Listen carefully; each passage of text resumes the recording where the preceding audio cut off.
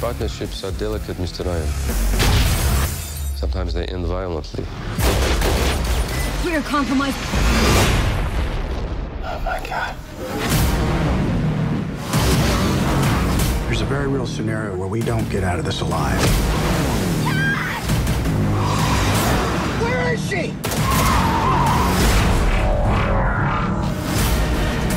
You think this is game, Jack? It's a decoy. Tokyo, London, Shanghai. It's gonna be a wipeout.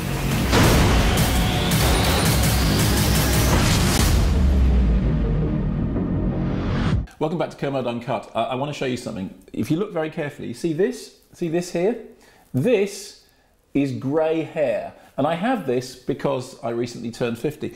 It turns out that according to the studios, this is a bad thing. There's a new film out in cinemas, Jack Ryan's Shadow Recruit. It's kind of reboot of the Jack Ryan franchise, directed by Kenneth Branagh, who also stars as the sort of the evil Russian nemesis. It's an interesting nuts and bolts film. I mean, it's not brilliant, it's not life-changing, but it's a good, solid piece of work, particularly if, like me, you have a bit of a nostalgia for Cold War style thrillers. It's kind of like a modern Cold War thriller.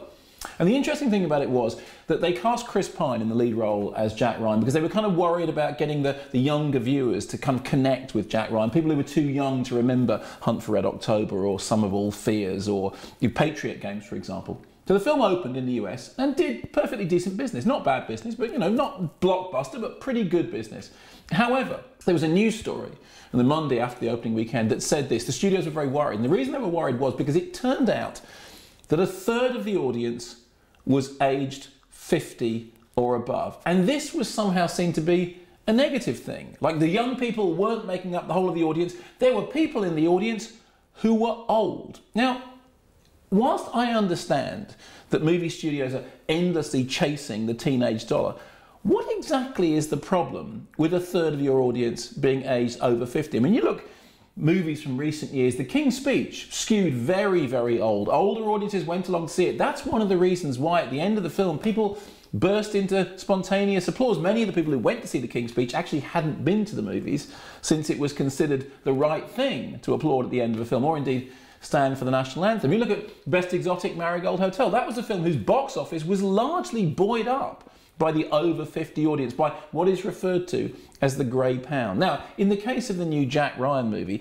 somehow the studios are worried that the youngsters aren't getting it and it's left to the oldsters to understand the movie.